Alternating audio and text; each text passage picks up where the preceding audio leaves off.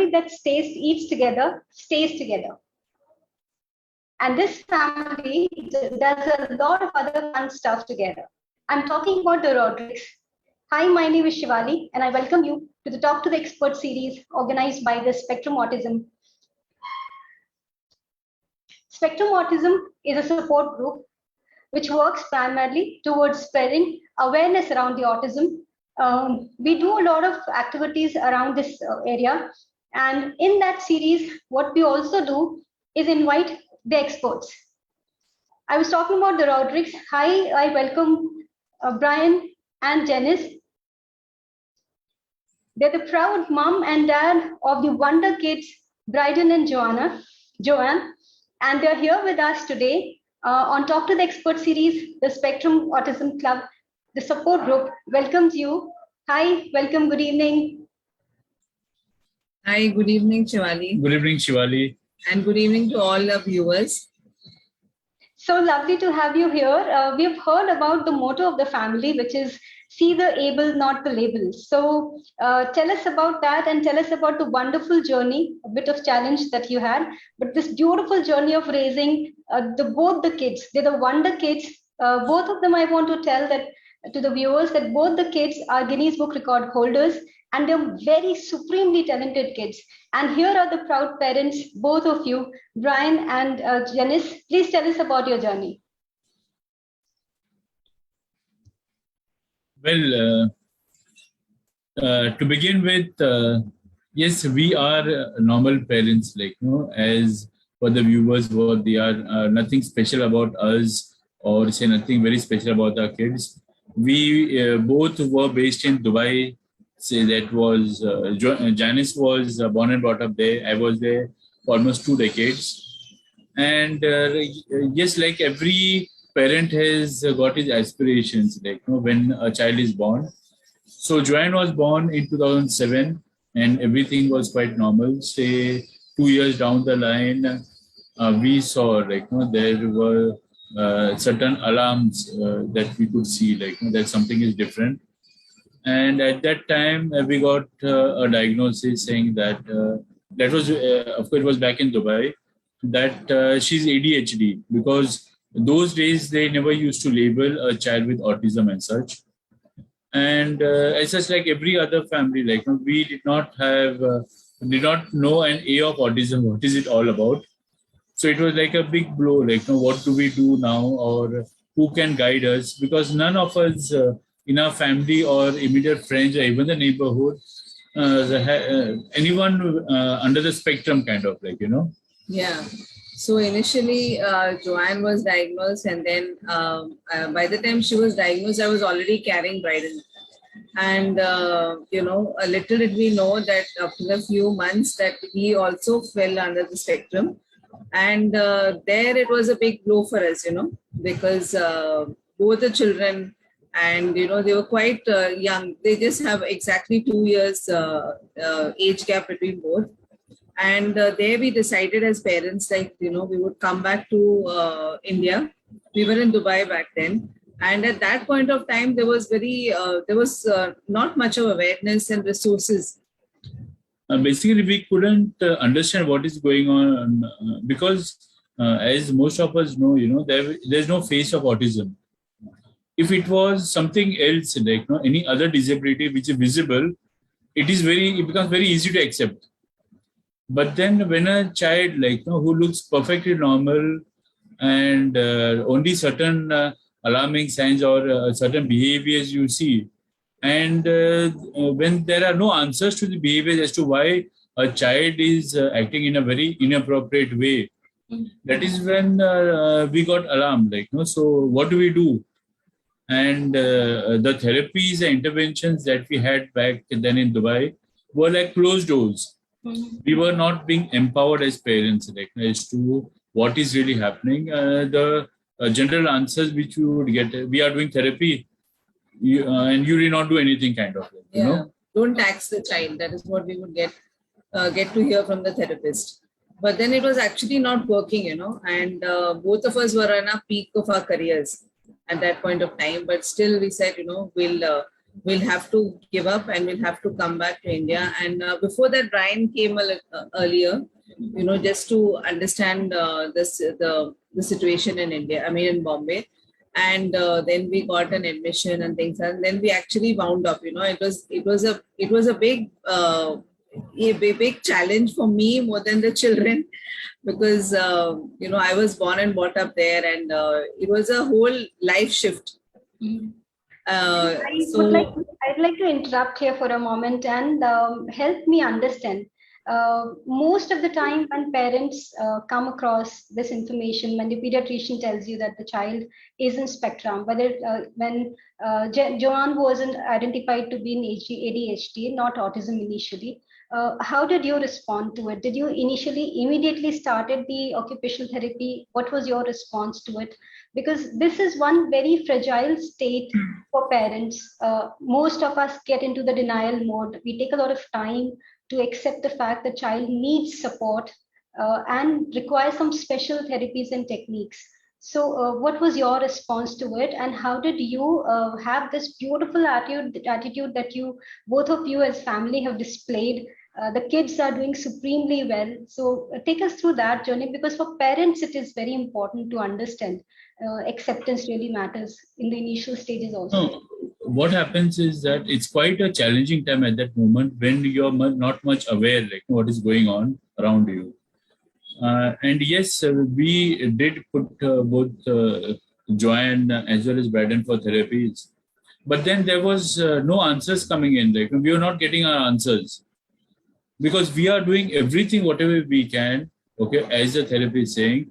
But then end of the day, there was no result because nothing is seen, because there is nothing which can be quantified when it comes to children on the spectrum. You can't say that in 2 days or say 2 months or say 2 years, this result is going to come, which we got to know much later.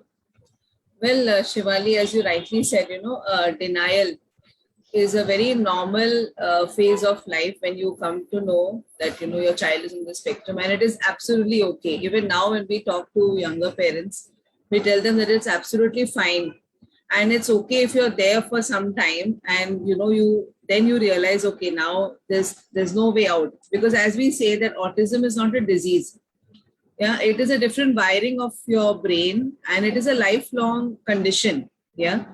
So it's the same thing happened with us. Initially what we thought is, okay, we'll do the therapies, children will get all right, and we'll come back to square one where we were. Yeah, little did we understand that it is what I just said. So denial is is a human condition, which is fine, but you just need to understand that the faster you get into early intervention, it helps you and the child. Mm-hmm. Correct. So tell us about the journey when you both started. The kids do amazing. They display that beautiful skating skills. They do a lot of their own self-help. They do.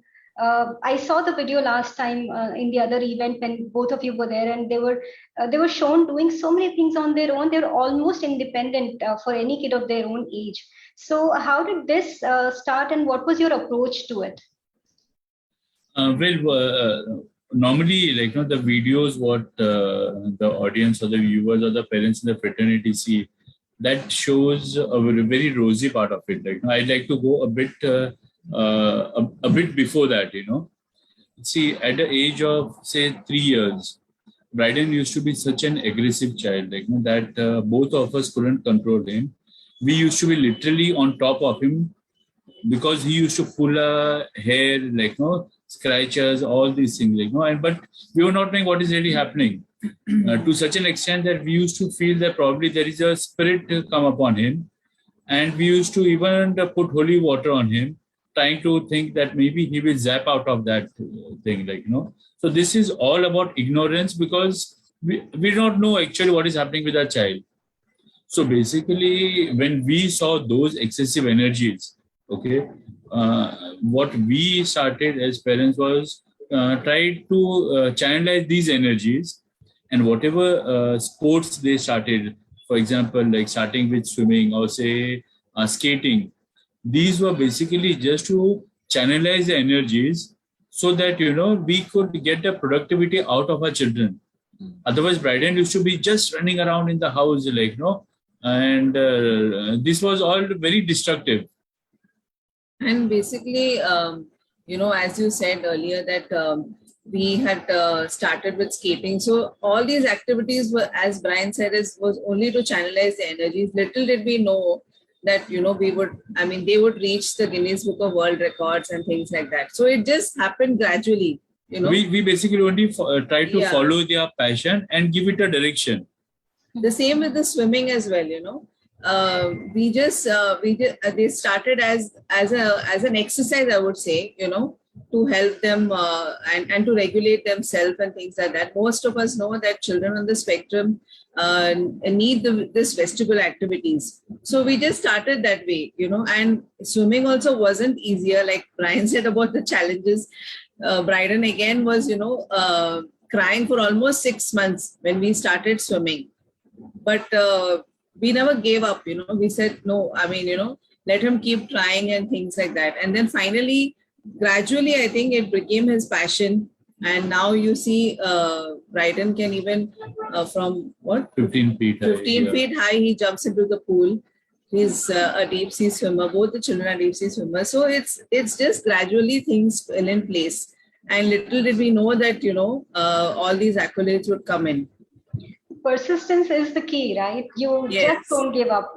When you really want a child to flourish, identify their talent and then just get going with it, right? Correct. So I would take though the question as a session happens later, but because this point is relevant and one of the parents had already given how important it is to discipline the kids who are in spectrum, and how did you manage?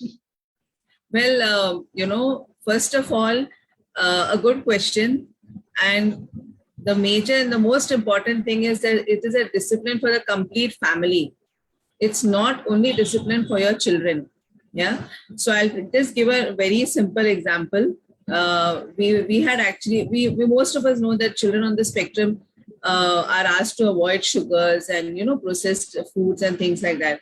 So once the children started their sports, we were very strict on their diet, like no junk. We have our cheat days, but majorly no junk and no sweets and chocolates and things like that.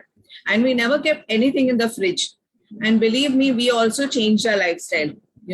We also completely went off all these things, and to the extent that if relatives used to come, I used to call them and tell them a day earlier that please do not bring all this chips and chocolates and things like that. If you want to bring something and feel happy, bring fruits, So discipline comes from the family, because your children watch you. You are their role models. So it's not fair that you ask them not to, to follow discipline and you do not do it. How will you find, when you tell your child not to eat chocolates and you are having a box of chocolates and you are eating in front of them? So it's like, you be a role model. Okay, automatically kids will follow. You don't even have to force them, that you don't do this. Yeah, we've had friends coming, and they would open my fridge and there's no chocolate. So it's very difficult. It's a cultural shock to a lot of parents. What, a house full of kids and no chocolates in the fridge? Yeah, even to be very frank, even in our tea, we do not have sugar. So we had no white sugar in the house. We just had a small bottle of white sugar before the pandemic, only for the domestic help, because if she wanted to have, make her tea or, so I used to just keep it for her. But otherwise there was nothing, So this is a very important point, and it's difficult in the beginning, but it's not impossible, I would say. Secondly, coming back to discipline, as you mentioned, it's very easy to say we need to discipline our children. But then unless and until we understand our children,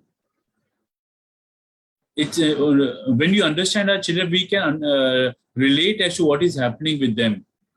When we start looking at the world from our children's eyes, that is when, all the discipline, all these things will fall in place. Like, for example, our kids like set routines.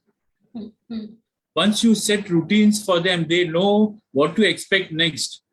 Okay, automatically the discipline will fall in place. When you every day you have, like, say visual schedules going on for your children, that morning you have to do this, after this you have to have breakfast, after breakfast you need to do your schoolwork, after schoolwork you need to do exercise. So this becomes very predictable for our children, and they get very much regulated, because our children don't like sudden shocks, any change in routine. Right. So if we set a routine for our children, automatically we'll have a discipline in our life. Correct. So there is this question that I have, which is about how do you handle meltdown? The kids in spectrum, they have emotional meltdowns, and how do you handle it?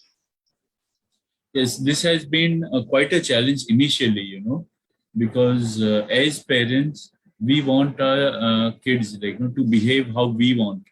Okay, we say do this fast, do that fast, kind of a thing, and then kids don't want to adhere to that. No, because they don't want to adhere to that. There are a lot of reasons once you really understand. There are sensory issues, and sometimes there is a processing issue, and sometimes there is a choice issue. So a lot of things go on in their minds, See, initially we also felt that, and sometimes we used to get aggressive. Okay, a lot aggressive, because that is how we have been taught from childhood. Correct. Okay, it's like with a chadi in our hand, that is how we are taught. Okay, in the typical Indian environment, that is how we were initially. But then slowly, for example, when we used to tell Brydan to get up, okay, he never used to get up to go for bath, and we used to keep on shouting, get up, kind of a thing. But then we said, okay, fine, let us relax a little, let us have a breather. And Janice prompted me that let's count, say, 50 times within our mind, and let's see what is happening. Okay. We started doing that, and we saw that after those 50 counts, Brydan used to get up and used to go for bath. So basically, our anxiety, what we were having, we were transferring that to him, and due to which he was not able to process those commands. So these small things, we started understanding our child as to what is there's an ABC of behaviors, as we say in autism. So what are the antecedents, what are the behaviors, what are the consequences? Everything, every day we started understanding what is leading to what. And slowly, when we started understanding this, meltdown started coming down. Okay. And plus, what we understood is when there is a meltdown, maximum it lasts for maybe around, say, 2 minutes or 3 minutes. Okay. After that, our children do not remember anything what is happening in those 2 minutes. Basically, during a meltdown, it is all the, the sanity and the patience of the parents. You just have to allow, as they say, the storm to pass away. Right. So it's just that, because you can't explain to the child anything at that point of time. And it's just that, you just have to, I think you just have to allow that to happen, because it's normal, right? We call it meltdown, but we as the so-called the so-called NT people, we also have our anxiety days and anger days, but we know how to regulate ourselves. Yeah. And here I would like to bring out one point about, meltdowns is like Brian said, when we used to try to ask Brydan, to go for his bath immediately, he would take some time. But as most of you know, we have 2 children and both of them are poles apart. So on the other hand, Joanne was a quick, she still is like that. She wants to do everything fast and she wants to finish, her task. So we had another task on us, is that when we were giving instructions to Brydan, to start his activity or something, and he would take time to process and, and then go on to the task. In the meanwhile, Joanne used to get upset, and she used to try and make him do what we're asking him to do. So then we realized that, because she doesn't want us, like she must be thinking in her mind, like thinking from her brain. We were just trying to understand. She must be saying, this mama is going to keep on saying, Brydan, go. So I better do it, So there also it helped us, to stop, to wait for some time. And I think there we have achieved, now we know how it works. He takes his own time, Brydan, and Joanne, she will do things at a faster pace. Yeah. So basically, what we are trying to say here is Joanne and Brydan are our children, staying in the same household, eating the same food, everything is the same, yet they are so different than each other. So imagine the children in the fraternity, how different can they be? I think Dr. Shivali is having some network issues. Yes.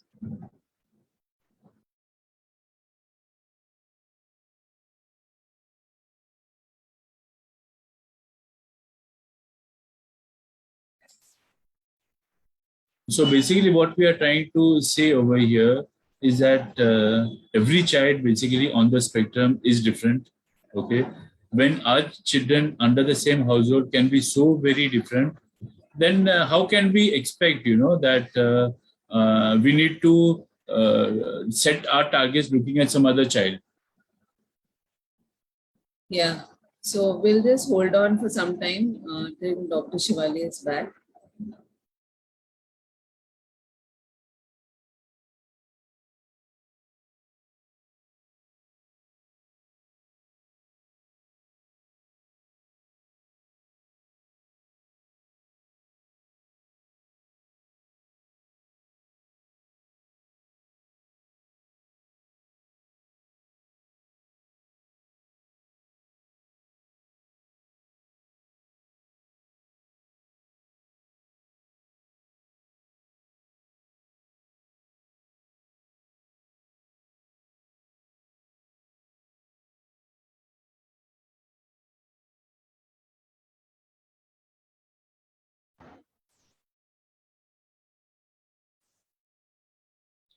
Hi, we are back again.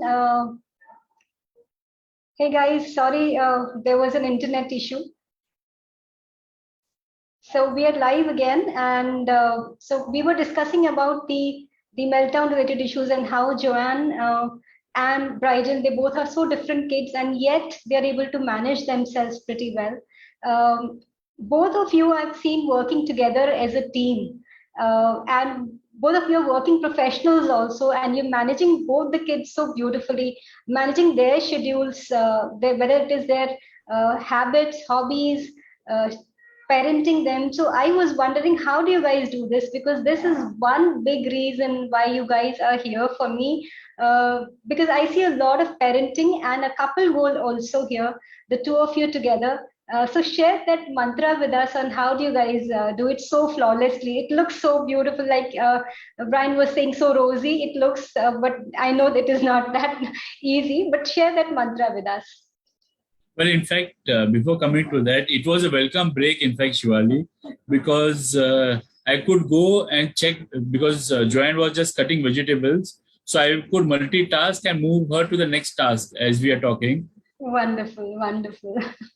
So the technology saves us sometimes also, right? Yeah, exactly, yes. So basically, having two kids on the spectrum, it was quite challenging. And we knew somewhere, that we cannot do it alone. We have to have each other's support. And the reason for us moving from Dubai also was looking for the betterment of our children. So we had decided, that money is not the first criteria. Let us see what best we can bring it in our kids. So what we try to do is throughout, we try to role model, we engage our kids together in various tasks. The previous night is always a preparation for the next day as to what are going to be the schedules, etc. And in case if there are any challenges, we both of us, do those brainstorming sessions, so that the next day has to be smooth. And it's basically a smooth transition. We don't have, say, gender biasness in our house. So whether I am cooking or Janice is cooking, it's a part of a household. Generally, it is like, as I always say, the father is supposed to be an ATM machine. But then that is not the thing, that it's our children, and it is up to us how we give them the time. Yeah. And then, as you said, Shivali, both of us are professionals. We have our, like Brian, we run a small business wherein, we have a few, he's into advertising, and we try and do something like, that we can give more time to our children, because no 9 to 5 job will allow us to do what we're doing right now.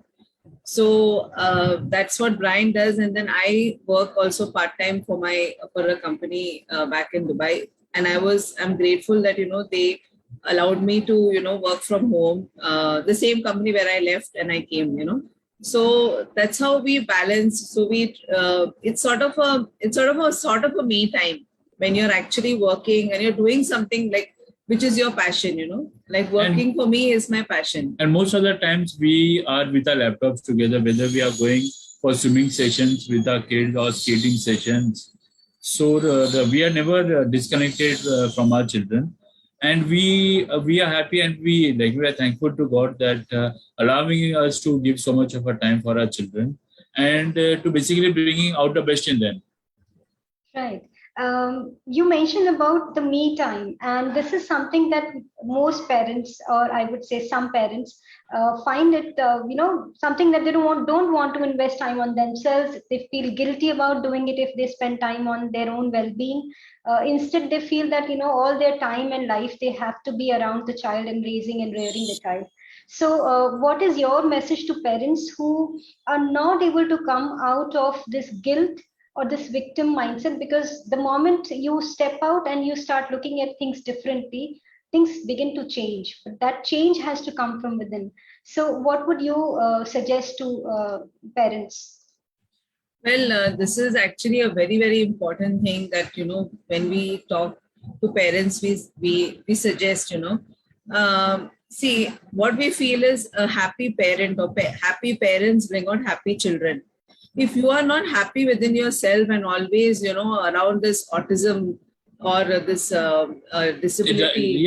Life is not everything only about autism. Yes. Autism is a small thing which has been added in our life. Okay.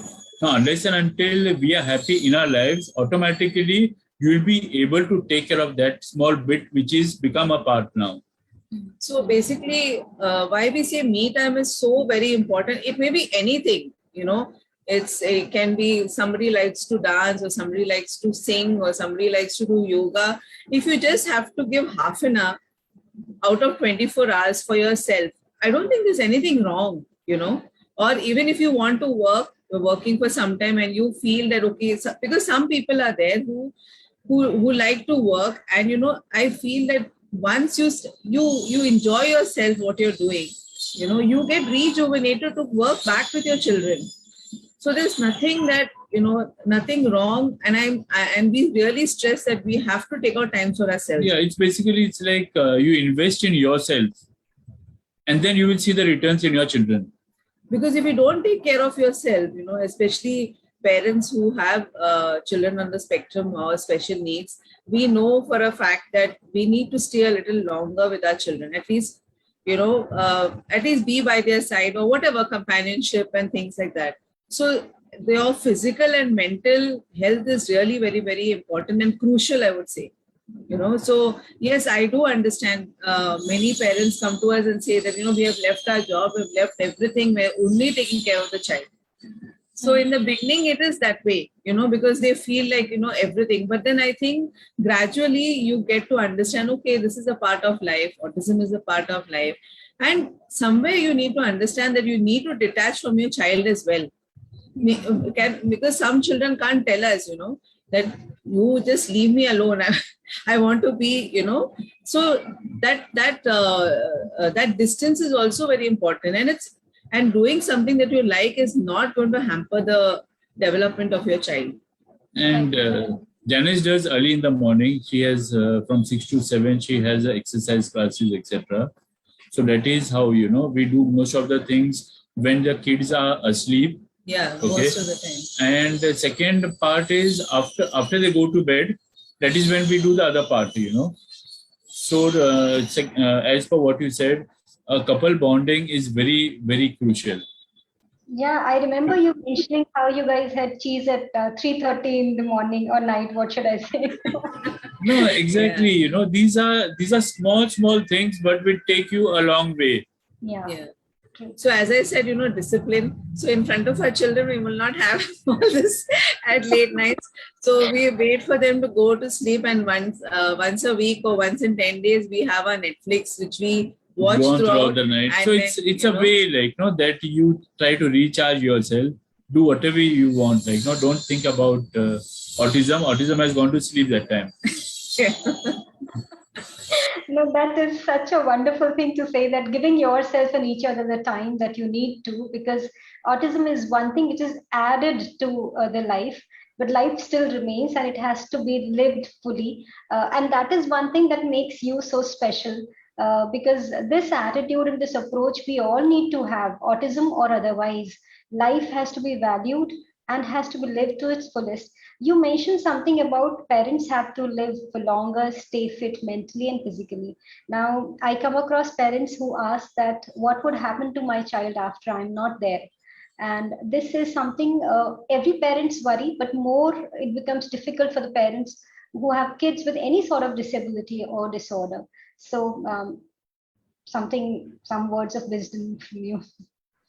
Yeah, in fact, we also used to concentrate a lot of this, like, what after us. But then we started thinking it a very different way, like, that rather than thinking what after us, let's make better use of that time we have got in hand now to make our children relatively as much as independent as possible. So we work around those things, because when our kids get independent, automatically a part of the question of what after us gets sorted. Because imagine, like, the pandemic situation itself has taught us so many things, that if we were kept on planning about what after us, the current situation itself is deteriorated during the pandemic. Secondly, suppose something happens to both of us. As you have seen, like, say Brydan does a lot of household work, Joanne does a lot of cooking part of it. Wherever our children are there after us, okay, at least they are independent, at least they will be able to support some other individuals. They would be an added asset to someone. Okay, maybe I could say, like, that Joanne will be able to cook a meal for someone. So if I try to bring my children in such a way that they become an asset to the society, so most of my time is not getting wasted about thinking what after us. I'm using that time in a much productive way, because no matter how much of money I leave behind me and hand over my children to someone, that person will not care for the money if he has challenges with the child.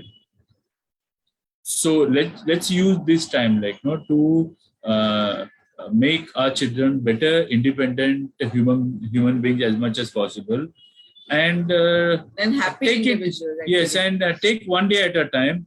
Don't stress too much, because half your worries come because of stress. Yes. No, and basically, I think we should, as we said, happy parents lead to happy children. So it's just that, we want our children to be happy, functional, independent individuals, after a few years or whenever. It's just that, nothing else we ask out of life. So it's, yes, that is $1 million question always. It's always going to be there, but then why do we lose our today of changing our children to get independent, rather than just concentrating and accumulating money for what after us question? True. So mindfulness is the key, I guess. Living in the moment and living in Yes, exactly. right? There is another question, and pretty interesting here. You mentioned that both the kids are so different from each other. And still, there is so much in common because they swim together, they skate together, and you're the family that rocks together. I love those T-shirts and the pictures and the energies in that picture, which is beautiful. So the question here is that how do you balance their voices and nurture their individuality, the choices that they have, and their individuality? In fact, what is already happened over these years, like, for example, Bryden used to love to listen to loud music. At the same time, Joanne found that music much louder. She used to cover her ears. Yeah, she had sensory issues with her sounds.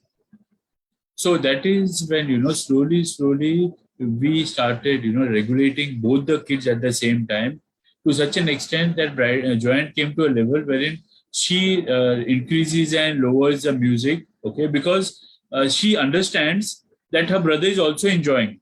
Yeah. See, what we have made both of them understand that they are not living in seclusion. Okay, you cannot have only Brydan will be in one part of the house where the music is going to be there, and Joanne will be on other part, wherein there is no music, because somewhere we need to live together, and that is how we have made them regulate themselves. And coming back to the teas, these are small joys. You must have seen us always in color combination and all. These are small things, which make a lot of difference in our lives. It brings happiness to our faces. Even now, if you notice, the teas that we are wearing right now. Oh, lovely, lovely, superb. Equallife.in. Yes, in fact, there's an organization which has also come up called Equalife, who is into promoting, various products made by differently able individuals. So this is a way, that we can empower our kids and try to make them as independent as possible. And okay, apart from supporting, it brings a smile to our faces, when we are wearing these tees. Yes, yeah. And then basically, one more thing I'd like to add here about choices. Yes, both of them are different individuals and have their own choices in many ways. But I think, staying together and understanding each other, they automatically catch each other's vibe. Like Brian said about the music, likewise, Brydan loves to, keep everything in place. Like he's an OCD sort of, you can say. So he keeps his things in the proper way and he wants it that way. And we started seeing that same thing happening with Joanne, like gradually, initially not that she's messy, but she keeps things fast and, but then now she sees that Brydan wants it that way and she makes sure that that is that way. And she's like a little mother now in the house. She wants to, she even mothers us sometimes now because she's entering into her teen. She's 14 now. And she will tell us what to do, when to do, wash clothes, mama put clothes in washing machine. So she has all her planning, everything. If something is not there in her cupboard, she knows that it's in the washing machine. So she says put clothes in washing machine. So it's the beauty of getting, I think, a holistic living. Yeah, and plus we all are what we say, imperfectly perfect in our own ways. We cannot expect perfection in every individual. Correct. So there is one more question here, and this is about a parent who believes that occupational therapy takes a lot of time. I'm not sure, like you mentioned initially, Brian, that 2 months, 3 months, 6 months, I don't know how long it will start showing results. The parent loses the interest and the confidence also. And the therapies are not cheap; they're pretty expensive nowadays. They're getting more expensive. So, what do you suggest to a parent who is getting restless because it is taking time? And do you think that they should continue with the therapy? Generally, parents like to give up after a certain time when they see that nothing really concrete is happening. Yeah, basically what we feel, that therapies, etc., we should do this in a very holistic way. One minute, just give us a minute. Sure. Hi, Brydan. How are you doing? Lovely to see him. Oh, his and my t-shirts match. So happy to see I'm also teaming up with somebody.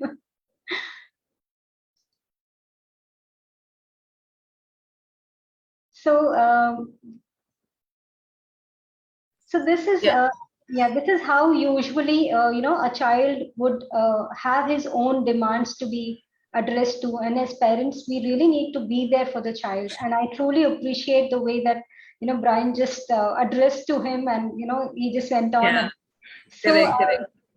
yeah, so the question that the parent asked is, uh, should I continue with the therapy even if the child is not showing great improvements? See, we'll just give our own experience here. Actually, what we feel is it's a holistic approach. It's just not one therapy. And yes, sometimes it does take time, but I can assure you that whatever you do for your child, whatever therapies you do, it always will show some result at some point of time, And a very important thing is the parent has to be empowered. That's the really an important thing. So whenever you're doing whatever therapy it may be, it's very important that you yourself empower yourself, like ask the therapist questions or learn from the therapist, because you are going to be with your child 24/7. Yeah. So it's so important that, you yourself understand why. Like, for example, I'll give you a small example is in the beginning, our therapist used to tell us like, because he had excessive energy, to make him jump on the trampoline. So the question would go that why? I don't know why. I didn't know at that time why. So it's actually to address what, to address his vestibular, his proprioception, whatever. As long as you understand and you replicate the same at home, it really works. And to go to that, whether you should discontinue if you don't see, I think sometimes you need to keep some patience, and it's all a vibe of a parent. What we would say, like, no, it's not uh, only about therapies. See, therapies is something which we could say it's a technical word. But then if you bring these therapies also in your home environment, okay, that will bring a lot of changes in the gross motor skills, the fine motor skills. It will address a lot of issues by doing small things. Like, for example, if you want to address fine motor skills, what we do with Brydan, we'll get the whole corn cob, okay, and he will remove one grain of the corn, or say the coriander leaves, he remove one piece, like, no. So these are some things, like, no, that will help him. This is also therapy, but it's in home environment. Yes. At the same time, there is also house help happening. There is independence building. Concentration. He's able to feel different things. He's able to identify a lot of different colors in the process. So therapies, if it's restricted only with the therapist, okay, it wouldn't help. Unless until, as I said, it has to be a holistic approach. Okay. If we understand what is the reason behind a particular therapy, and then you change it in a house environment and address the same issues, it will be more of a joy than only thinking like, no, that I am going out for 1 hour therapy. Yeah. It's not 1 hour therapy. Every day, things around us, we can create therapy out of it. Yeah, it's actually, it's also a fun activity for the child, if you try and, sort of assimilate everything together, so it's not only just therapy. And here I would like to mention is like, it's a holistic approach of your therapist, the parents, the school, everything has to go together. It's not like someone does, therapist does something and the school does something and the parent does something. It's like a complete confusion for the child. Because a lot of time parents may say like, that my child is not sitting in one place. Now, if you go on holding a stick and tell a child like you sit in one place, it's not possible. Mm-hmm. But when you keep your child productively involved, okay, in doing something, what he sees later on that this product is going and he's eating the product in food. Mm-hmm. So you are channelizing this therapy in a very, very productive way, wherein there is more of enjoyment. And imagine that 3 or 4 corn cobs, he has sat for 1 hour and he has done it. And all this while we are saying that my child is not sitting. No, right. So what you mentioned, essentially, if I try to understand it from a parent's viewpoint here, is identify your child's strengths and the areas where the child really needs the help or the therapy. imitate that kind of a same environment or create that kind of environment at home. Have those practices going such that the child just doesn't sit there for an hour in the therapy, but the entire schedule is Yes. designed such that it supports the child and those particular skills that you want to develop in the child. Because a lot of parents come to you and ask, take your advice on how should I start, addressing myself towards the child, or how should I change, bring those changes in my own self or routine. So, what advice or suggestions would you like to give to parents who have kids in spectrum or any other disorder or disability? See, basically, Dr. Shivani, we are normal parents, like now of two children. What we do is only share our experiences, okay? And whatever, we connect with parents. We get a lot of challenges we hear, and we hear a lot of solutions also in turn, which we can share to a wider people out there. So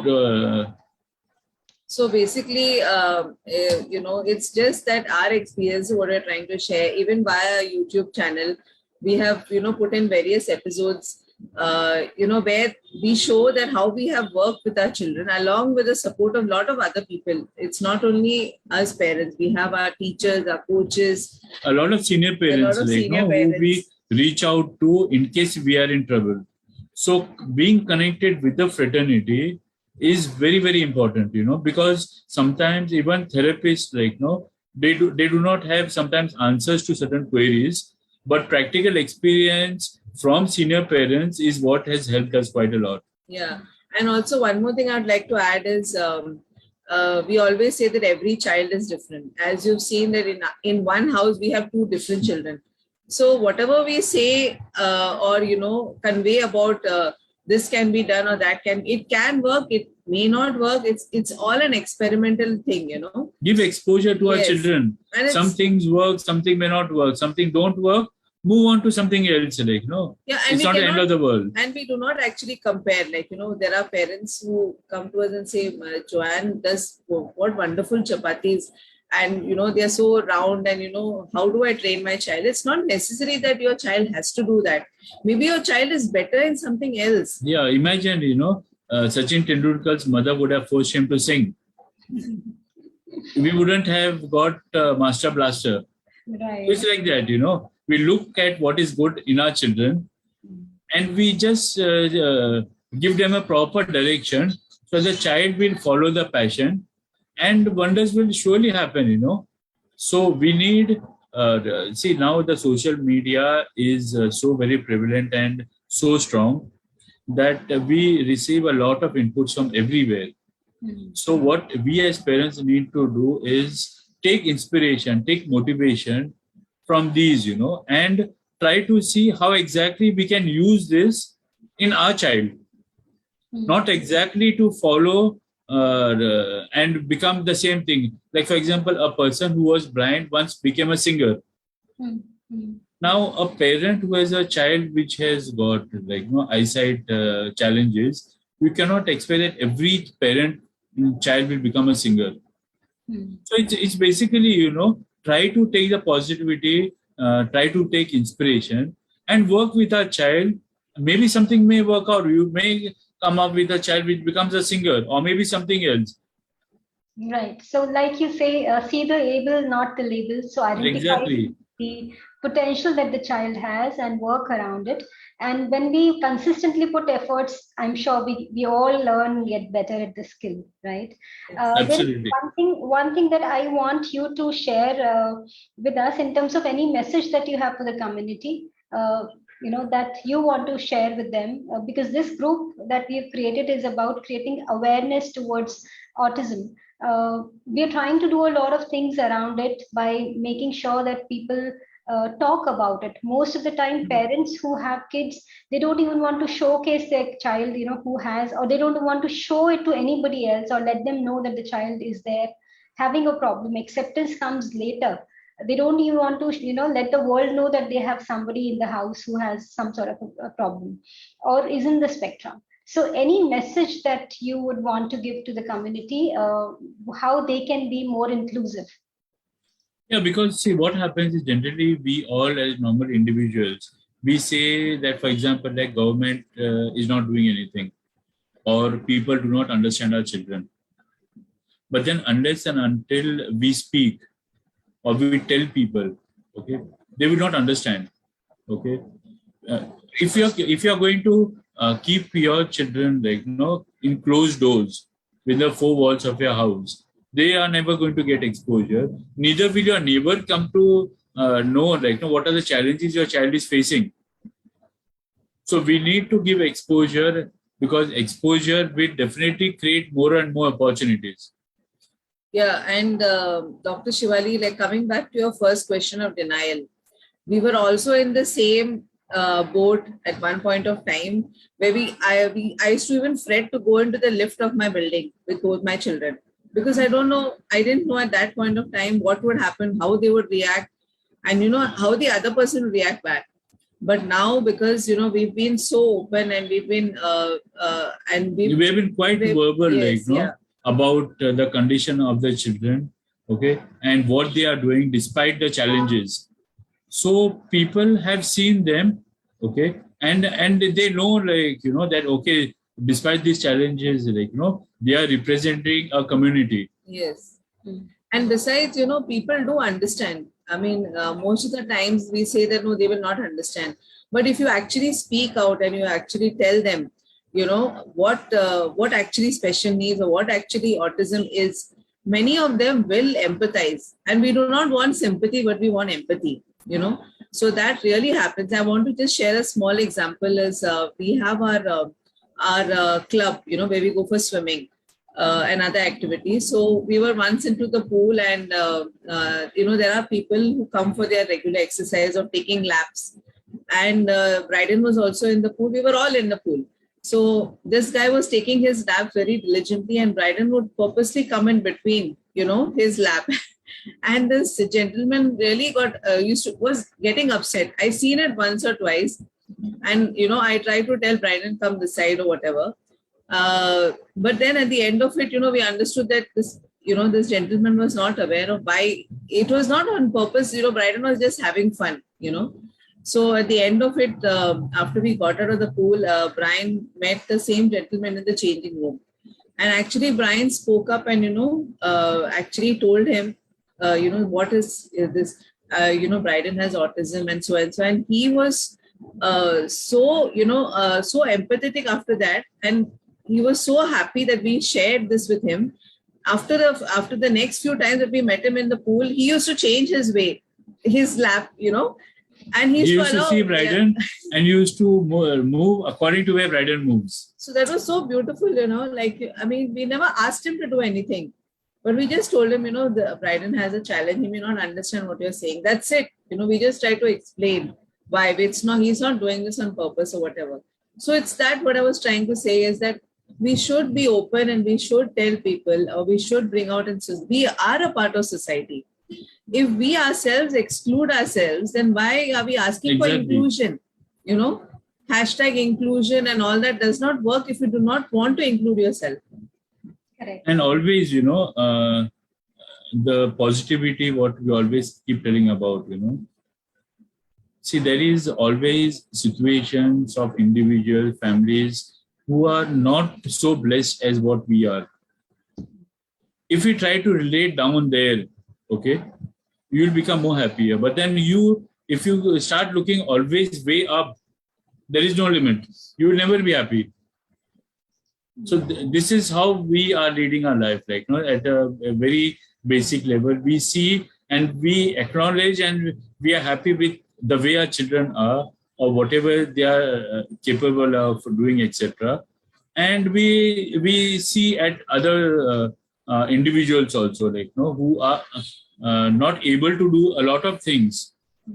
So let's be happy, and contented what we are in, and we need to stay connected with our fraternity. We need to share, okay, because when we share, we learn a lot of things. We can explore a lot of things. So being connected with a lot of senior persons with the fraternity will always help. And also hats off to you, Dr. Shivali, and your team, for bringing this platform. I can see that, you'll have your FB page, and there's a lot of things that you'll try to do. I think you'll have a few competitions, where you're trying to, bring awareness and a lot of things. This is it requires a lot of time. The back end time we really understand. So these are all, great initiatives, and please keep up to the good work. Thank you so much. Thank you so much. And I'd like to request all the parents to stay connected, like the Rodrigues says, that stay connected, talk to the people who can actually advise you, help you, suggest you, understand you. Come out and talk about your child, talk about what help you need from the community. Like Janice said, that you can't be talking about inclusion without including your child, accepting the child, and be there. So those are some very powerful messages from the both of you. And thank you so much for joining us today and sharing your wonderful experiences. I understand life is challenging, but it is for everybody. So we all are learning to walk, our own ways. And you both have done such amazing work with both the kids. And so proud of the two of you and all four of you as a family. So happy and so proud that you guys are here today to share your experience. And thank you so much for joining us tonight. Have a wonderful ever after. Thank you. Thank you so much, Dr. Jodia. Thank you. Bye. Bye. Bye-bye.